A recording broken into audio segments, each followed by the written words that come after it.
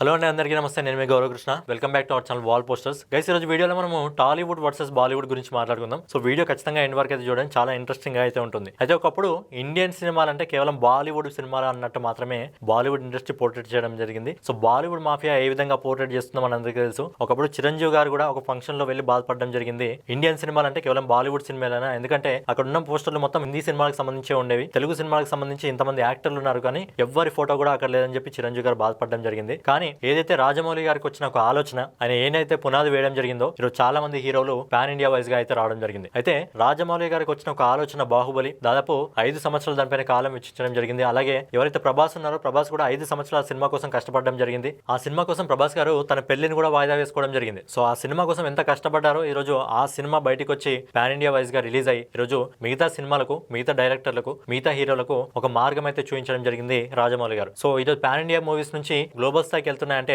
దానికి ప్రధాన కారణం రాజమౌళి గారే. రాజమౌళి గారు ఏదైతే మార్గం చూపించడం జరిగిందో ఆ మార్గంలో ఈ రోజు పాన్ ఇండియాకి సంబంధించి హీరోలు, చాలా మంది హీరోలు అయితే వెళ్ళడం జరుగుతుంది. సో ఒకప్పుడు బాలీవుడ్ సినిమాల్ని మాత్రమే ప్రేక్షకులు చూసేవారు. కాకపోతే బాహుబలి సినిమా ఎంటర్ అయిన తర్వాత, ఏవైతే సౌత్ సినిమాలు నార్త్ లోకి వెళ్ళిన తర్వాత ఈరోజు బాలీవుడ్ ఆడియన్స్ ఎవరైతే ఉంటారో, నార్త్ ఆడియన్స్, వాళ్ళు ఎక్కువగా వాళ్ళ సినిమాల కంటే ఎక్కువగా సౌత్ సినిమాలను చూడడానికి ఇంట్రెస్ట్ గా చూపెట్టడం జరుగుతుంది. సో ఎందుకోసం ఆ మార్పు ఎక్కడి నుంచి వచ్చిందంటే మెయిన్ గా కల్చర్. సౌత్ సినిమాలో కల్చర్ ఏ విధంగా ఉంటుందంటే, మీరు చూసుకున్నట్టయితే ట్రిపుల్ ఆర్ సినిమా కానివ్వండి, కేజీఎఫ్ సినిమా కానివ్వండి, రీసెంట్ గా వచ్చిన పుష్ప కానివ్వండి, బాహుబలి కానివ్వండి, అందులో మన కల్చర్ ని, మన సాంప్రదాయాలని, మన కట్టుని, మన బొట్టుని, మన దేవులను గౌరవించే విధంగా, మన తెలుగు సాంప్రదాయాలని, మన ఇండియన్ నేటివిటీని కనిపించే విధంగా మన వల్ల అయితే సినిమాలు తీయడం జరుగుతుంది. కానీ అదే బాలీవుడ్ సినిమాలు చూసుకున్నట్టయితే చాలా సినిమాలు మన హిందువులని, మన హిందూ దేవతలను వ్యతిరేకపరిచే విధంగా, మన దేవులను అవమానించే విధంగా సినిమాలు అయితే వాళ్ళు తీయడం జరుగుతుంది. అందుకే నార్త్ ఆడియన్స్ అనేది సౌత్ సినిమాలకు షిఫ్ట్ కావడం జరిగింది. అలాగే నెక్స్ట్ వచ్చేసి కంటెంట్. సో మన వాళ్ళు చిన్న చిన్న సినిమాలు తీసుకుంటూ కూడా అద్భుతమైన కంటెంట్ తో రావడం జరుగుతుంది. అదే బాలీవుడ్ లో చూస్తే వాళ్ళు బయోపిక్స్ ని, బిక్నిస్ ని తప్ప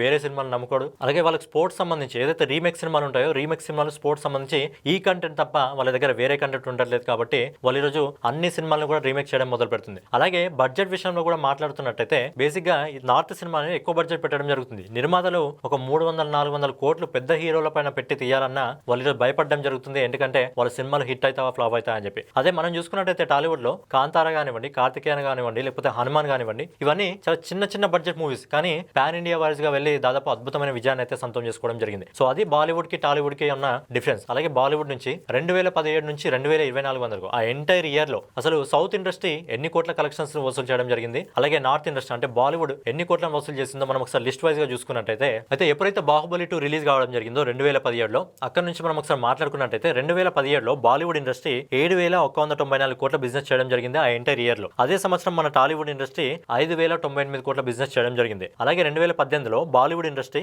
4,900 కోట్ల బిజినెస్ చేయడం జరిగింది. అదే సంవత్సరం మన తెలుగు ఇండస్ట్రీ 3,900 కోట్ల బిజినెస్ చేయడం జరిగింది. అలాగే 2019లో బాలీవుడ్ ఇండస్ట్రీ 5,200 కోట్ల బిజినెస్ చేయడం జరిగింది. అదే సంవత్సరం మన టాలీవుడ్ ఇండస్ట్రీ, మన సౌత్ ఇండస్ట్రీ తిరిగి 3,900 కోట్ల బిజినెస్ చేయడం జరిగింది. అలాగే 2020లో బాలీవుడ్ ఇండస్ట్రీ కేవలం 930 కోట్ల బిజినెస్ చేయడం జరిగింది. అదే సంవత్సరం మన సౌత్ ఇండస్ట్రీ 1,230 కోట్ల బిజినెస్ చేయడం జరిగింది. అలాగే 2021లో బాలీవుడ్ ఇండస్ట్రీ కేవలం 600 కోట్ల బిజినెస్ మాత్రమే చేయడం జరిగింది. కానీ అదే సంవత్సరం మన సౌత్ ఇండస్ట్రీ 1,900 కోట్ల బిజినెస్ చేయడం జరిగింది. అలాగే 2022లో బాలీవుడ్ ఇండస్ట్రీ 8,179 కోట్ల బిజినెస్ చేస్తే, అదే సంవత్సరం మన సౌత్ ఇండస్ట్రీ 8,609 కోట్ల బిజినెస్ చేయడం జరిగింది. అలాగే 2023లో బాలీవుడ్ ఇండస్ట్రీ 13,160 కోట్ల బిజినెస్ చేయడం జరిగింది. కానీ అదే సంవత్సరం మన టాలీవుడ్ ఇండస్ట్రీ 9,588 కోట్ల బిజినెస్ చేయడం జరిగింది. కానీ 2023లో ఏవైతే బాలీవుడ్ లో దాదాపు 1,800 నుంచి 2,000 కోట్ల బిజినెస్ మన సౌత్ డైరెక్టర్ ఇవ్వడం జరిగింది. ఒకటి అట్లీ కుమార్ గారు తీసిన జవాన్, మన సౌత్ డైరెక్టర్, అది చాలా పెద్ద హిట్ కావడం జరిగింది. దాదాపు 1000 కోట్ల కలెక్షన్స్ రాబట్టడం జరిగింది. అలాగే ఏదైతే ఎనిమల్ మూవీ ఉందో మన సందీప్ రెడ్డి వంగ తీయడం జరిగింది, అది కూడా అద్భుతమైన విజయాన్ని సొంతం చేసుకోవడం జరిగింది. దాదాపు